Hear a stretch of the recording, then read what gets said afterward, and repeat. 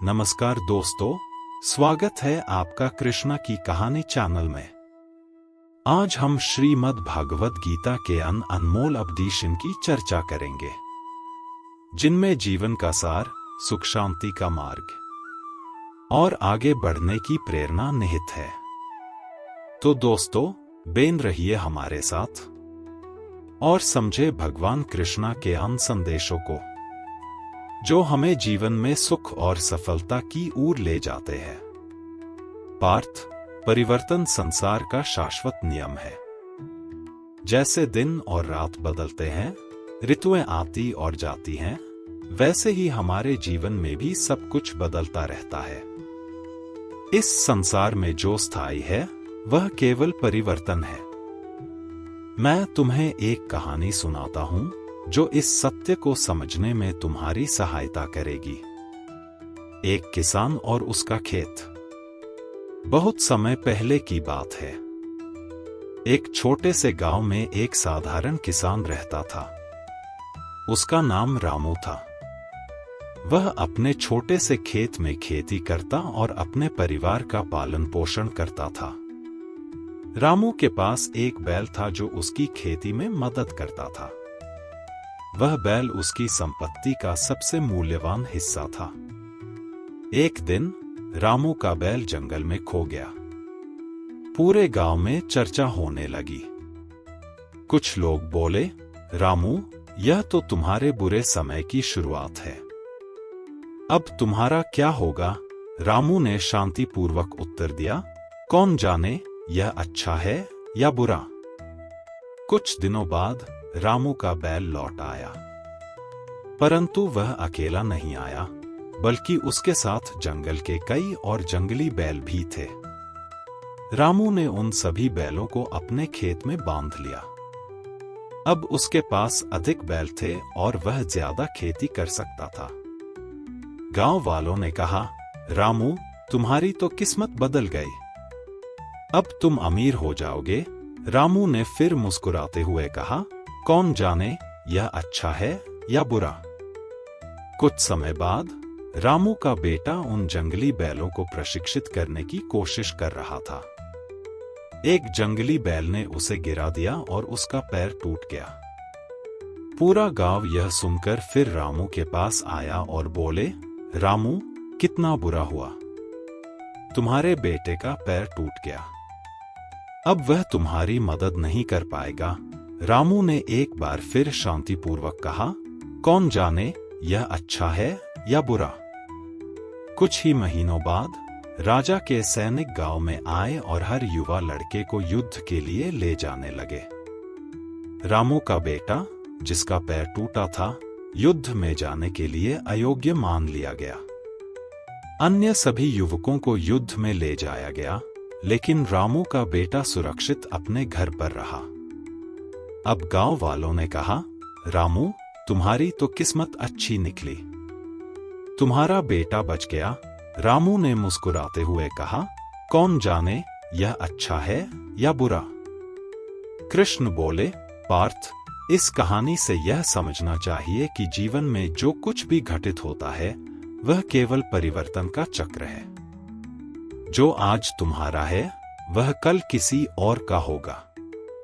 जो आज अच्छा लगता है, वह कल बुरा लग सकता है, और जो आज बुरा लगता है, वह कल अच्छा भी बन सकता है।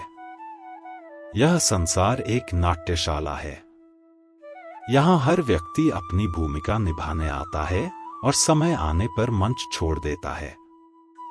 इसलिए जो कुछ भी तुम्हारे पास है, उसे विनम्रता और कृतज्ञता के साथ स्वीकार करो।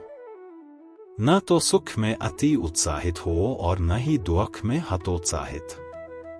याद रखो, परिवर्तन तो निश्चित है, लेकिन तुम्हारा कर्म ही तुम्हारे जीवन की दिशा तय करता है। यदि रामू अपने बैल के खोने पर रोते रहते, तो उसे जंगल के अन्य बैल कभी नहीं मिलते। यदि वह बेटे की चोट पर निराश होते, तो वह परिवर्तन के लाभ को समझ नहीं पाते।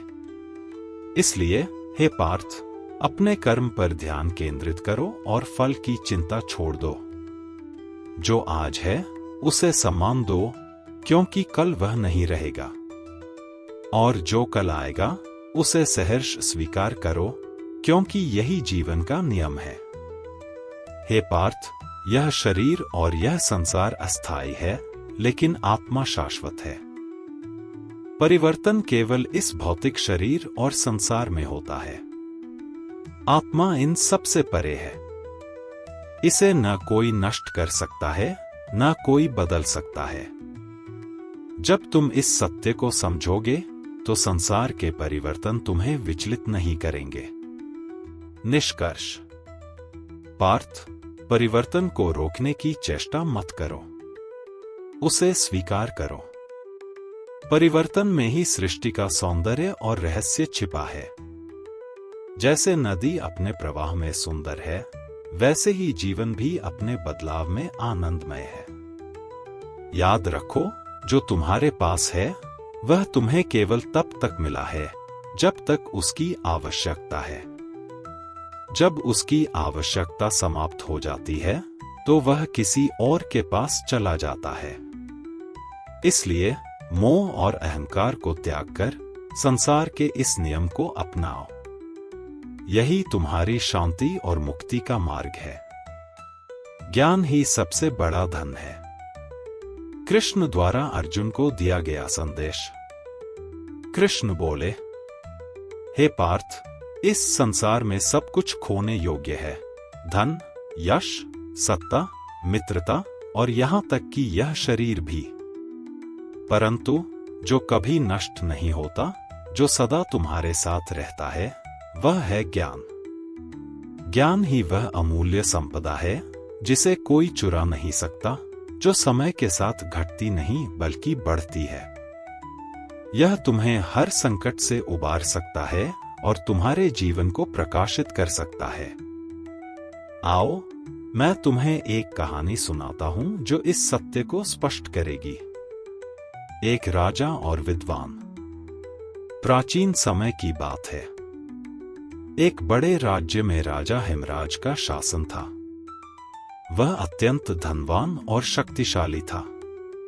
उसके खजाने में अनगिनत रत्न और स्वर्ण भरे हुए थे। उसकी सेना अजेय थी और उसके दरबार में अनेक मंत्री और विद्वान थे। एक दिन राजा ने अपने गुरु से पूछा, गुरुदेव, मैंने यह राज्य, यह वैभव और यह सत्ता अपने परिश्रम और बल से प्राप्त की है। क्या इससे बड़ा भी कोई धन है? गुरु मुस्कुराए और बोले, हे राजन, तुम्हारा यह धन और सत्ता केवल समय का खेल है। यह तुम्हारे साथ सदा नहीं रहेगा। इससे बड़ा धन ज्ञान है। राजा ने आश्चर्य से पूछा, ज्ञान? क्या ज्ञान धन से बड़ा हो सकता है? गुरु ने उत्तर दिया, राजन, समय आने पर तुम इसे स्वयं समझोगे। परिवर्तन का समय। कुछ वर्षों बाद एक दुश्मन राज्य ने राजा हेमराज पर आक्रमण किया। लड़ाई लंबी चली, लेकिन अंततः राजा की सेना हार गई।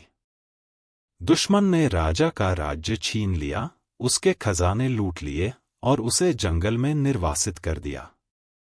अब राजा हेमराज अकेला था। वह भूखा और थका हुआ जंगल में भटक रहा था।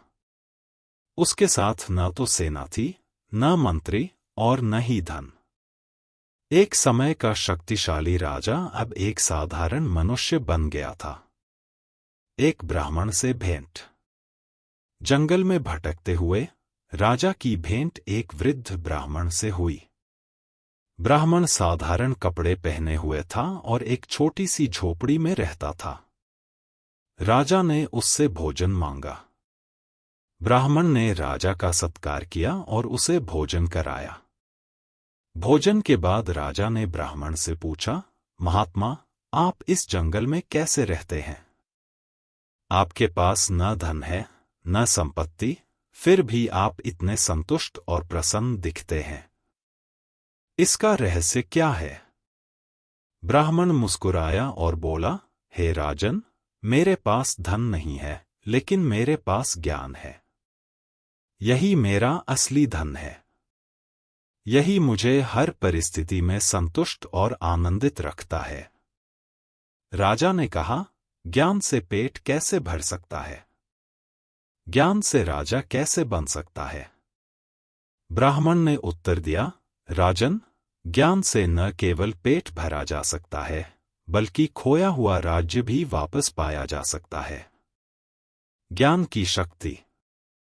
ब्राह्मण ने राजा को शिक्षित करना शुरू किया। उसने उसे प्रकृति का ज्ञान दिया, कैसे जंगल में भोजन खोजा जा सकता है, कैसे औषधियां बनाई जा सकती हैं और कैसे मन को शांत रखा जा सकता है। धीरे धीरे राजा ने यह भी सीखा कि सही नेतृत्व क्या है और कैसे बिना अहंकार के परोपकार और न्याय के साथ शासन किया जाना चाहिए। कुछ वर्षों में राजा हेमराज एक नए ज्ञान से समृद्ध हो गया। वह पहले से अधिक बुद्धिमान और शांतचित्त हो गया था। राज्य की पुनः प्राप्ति। एक दिन राजा ने अपने पुराने सैनिकों और विश्वासपात्रों को इकट्ठा किया। अपनी बुद्धि और ज्ञान के बल पर उसने दुश्मन राज्य पर आक्रमण किया। इस बार राजा हेमराज केवल ताकत से नहीं, बल्कि रणनीति और बुद्धिमानी से लड़ा। उसने दुश्मन को पराजित किया और अपना राज्य वापस प्राप्त कर लिया। जब वह वापस अपने महल में लौटा, तो उसने सबसे पहले अपने गुरु के चरणों में सिर झुकाया और कहा, गुरुदेव, आज मुझे आपका कथन सत्य प्रतीत हुआ। मैंने धन खो दिया, सत्ता भी खो दी, लेकिन ज्ञान ने मुझे वह सब कुछ वापस दिला दिया और उससे भी अधिक। अब मुझे समझ में आ गया है कि ज्ञान ही सबसे बड़ा धन है। कृष्ण का उपदेश। कृष्ण बोले, हे पार्थ, यह कहानी तुम्हें यह सिखाती है कि संसार की सारी संपत्तियां अस्थायी हैं। धन, यश और सत्ता समय के साथ छिन जाते हैं, परंतु ज्ञान वह दीपक है जो अंधकार में भी तुम्हारा मार्ग प्रकाशित करता है। जब तुम ज्ञान प्राप्त कर लेते हो, तो तुम्हारे पास कुछ खोने का भय नहीं रहता। यह भय ही सबसे बड़ा बंधन है। ज्ञान इस बंधन को तोड़ता है और तुम्हें सच्ची स्वतंत्रता देता है। आत्मा का ज्ञान। हे पार्थ, केवल भौतिक ज्ञान ही नहीं, आत्मा का ज्ञान भी अति आवश्यक है। जब तुम यह समझ जाओगे कि यह शरीर नाशवान है, यह संसार अस्थायी है और केवल आत्मा अमर है, तब तुम्हारा मोह और भय समाप्त हो जाएगा। जो आत्मा का ज्ञान प्राप्त करता है, वह इस संसार में भी सुखी रहता है और इस संसार के परे भी। इसलिए ज्ञान प्राप्त करने की इच्छा रखो। यही सबसे बड़ा धन है। ज्ञान की साधना। कृष्ण ने आगे कहा, हे पार्थ, ज्ञान प्राप्त करना सरल नहीं है। इसके लिए विनम्रता, धैर्य और सतत अभ्यास की आवश्यकता है। जैसे एक किसान भूमि को जोतता है और बीज बोता है, वैसे ही ज्ञान प्राप्त करने के लिए मन को तैयार करना पड़ता है। जो सच्चा साधक है, वह हर परिस्थिति से कुछ सीखता है। दुख से धैर्य और सहनशीलता, सुख से कृतज्ञता और शत्रु से अपनी कमियों का ज्ञान प्राप्त करता है। हर अनुभव ज्ञान के लिए एक अवसर है। निष्कर्ष। कृष्ण बोले, इस संसार में सब कुछ खोने योग्य है, धन, यश, सत्ता और यहां तक कि यह जीवन भी। परंतु ज्ञान अमर है। इसे न कोई चुरा सकता है, न कोई नष्ट कर सकता है। इसलिए, हे पार्थ, जीवन का उद्देश्य केवल ज्ञान प्राप्त करना होना चाहिए। जो यह सत्य समझ लेता है, वह इस संसार के बंधनों से मुक्त हो जाता है और सच्चे आनंद का अनुभव करता है। यही मेरी तुम्हें शिक्षा है। कृष्ण मुस्कुराए और अर्जुन ने इस सत्य को अपने हृदय में ग्रहण कर लिया। बुराई और अच्छाई का चक्र। कृष्ण द्वारा अर्जुन को दिया गया संदेश। कृष्ण बोले, हे पार्थ, बुराई और अच्छाई का स्वभाव इस संसार में विचित्र है। बुराई तुम्हें पहचान लेगी, चाहे तुम कितनी भी भीड़ में क्यों न छिप जाओ। और ठीक वैसे ही अच्छाई भी तुम्हें ढूंढ लेगी, यदि तुम उसके योग्य बनोगे। यह ठीक उसी प्रकार है जैसे गायों के बड़े झुंड में एक बछिया अपनी मां को पहचान लेती है। परंतु यह संसार बुराई और अच्छाई दोनों का मिश्रण है। बुराई से बचने के लिए और अच्छाई को अपनाने के लिए तुम्हें समझना होगा कि इन दोनों का स्वभाव क्या है। इस सत्य को समझाने के लिए मैं तुम्हें एक कहानी सुनाता हूं। एक व्यापारी और उसकी परीक्षा। बहुत समय पहले एक गांव में एक व्यापारी रहता था। उसका नाम धर्मपाल था। वह बहुत ईमानदार और परोपकारी व्यक्ति था।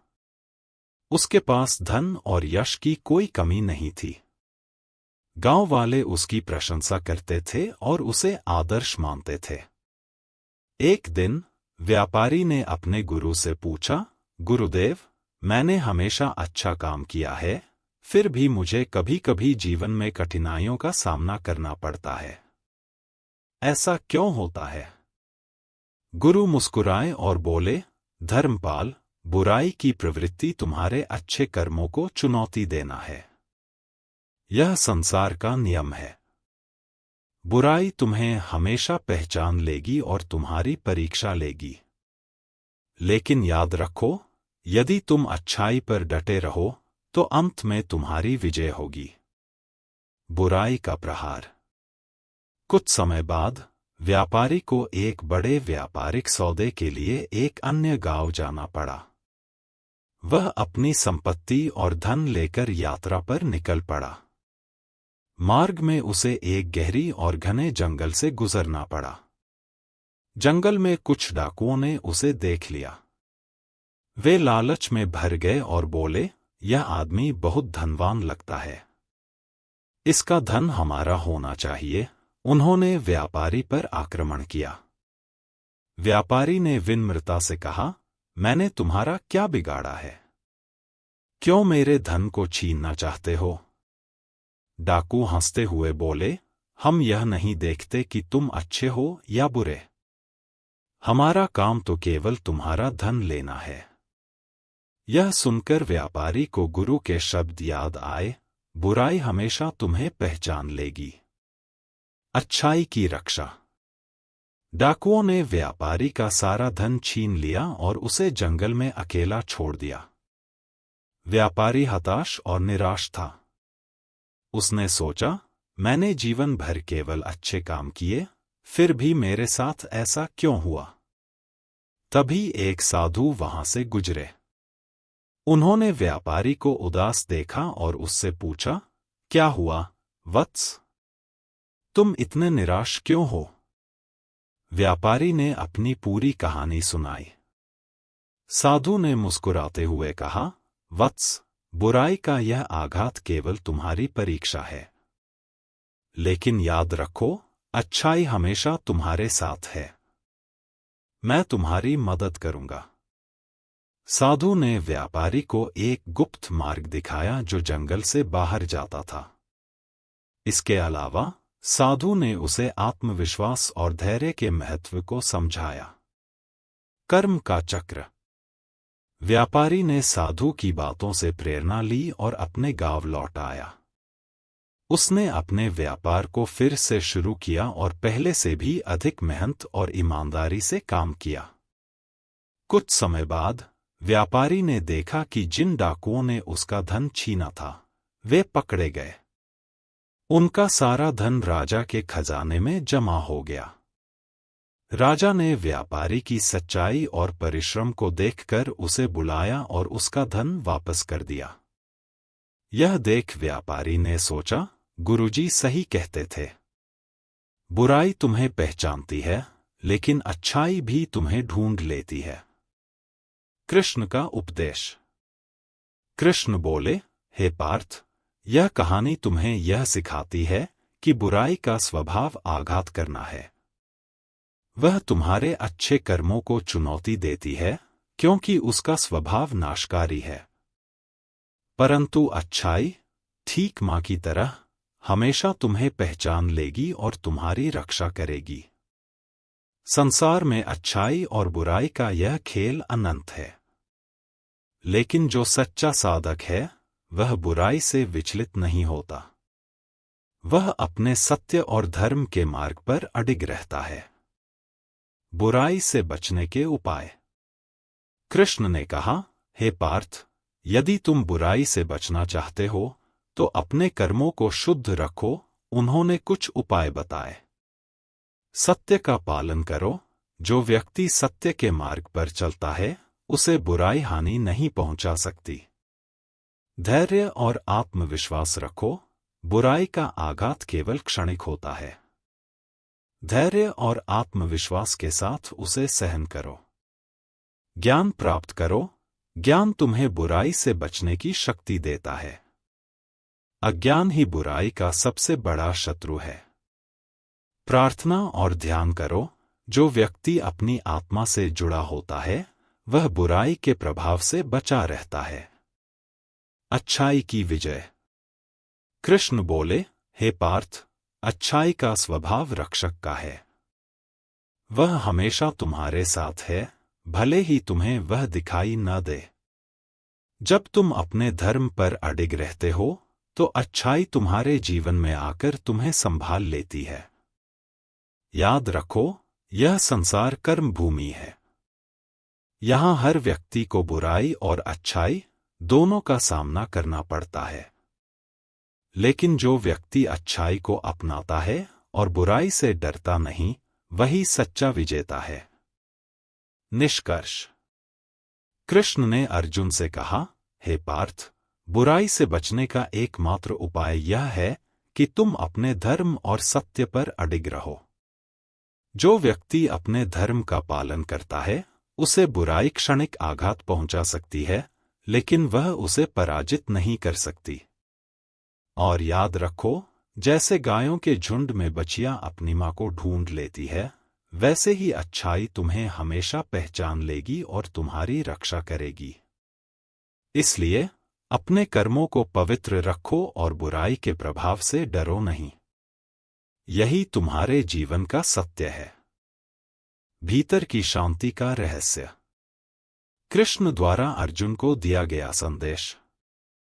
कृष्ण बोले, हे पार्थ, यह संसार क्षणभंगुर है। यहां हर वस्तु परिवर्तनशील है। सुख, दुख, धन, यश, मित्रता और यहां तक कि यह शरीर भी। यदि तुम शांति को बाहरी वस्तुओं या परिस्थितियों में खोजोगे तो केवल निराशा ही प्राप्त करोगे। शांति भीतर से आती है।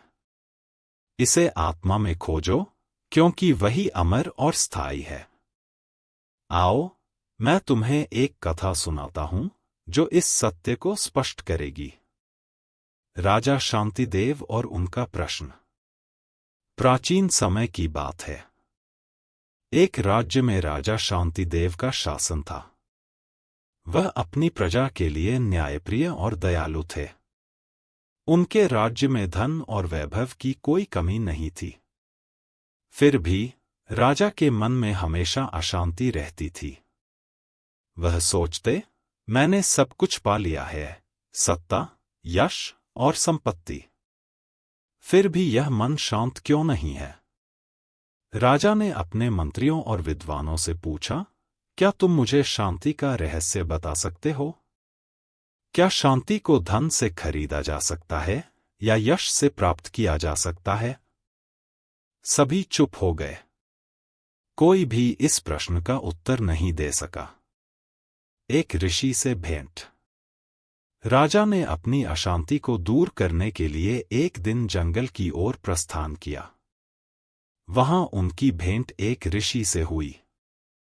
राजा ने उनसे कहा, हे महात्मा, मैं एक शक्तिशाली राजा हूं। मेरे पास सब कुछ है, परंतु फिर भी मेरा मन शांत नहीं है। कृपया मुझे शांति का रहस्य बताएं। ऋषि मुस्कुराए और बोले, राजन, शांति को बाहरी संसार में ढूंढना व्यर्थ है। शांति तुम्हारे भीतर है। इसे खोजने के लिए आत्मा का ज्ञान आवश्यक है। राजा ने जिज्ञासा से पूछा, महात्मा, मैं इस शांति को अपने भीतर कैसे खोजूं? ऋषि का पाठ। ऋषि ने राजा को एक बोधप्रद कथा सुनाई। एक बहुमूल्य हीरा और मूर्ख व्यापारी। एक व्यापारी के पास एक बहुमूल्य हीरा था। उसने सुना कि एक दूरस्थ नगर में कोई व्यक्ति उस हीरे के लिए बहुत अधिक मूल्य देगा।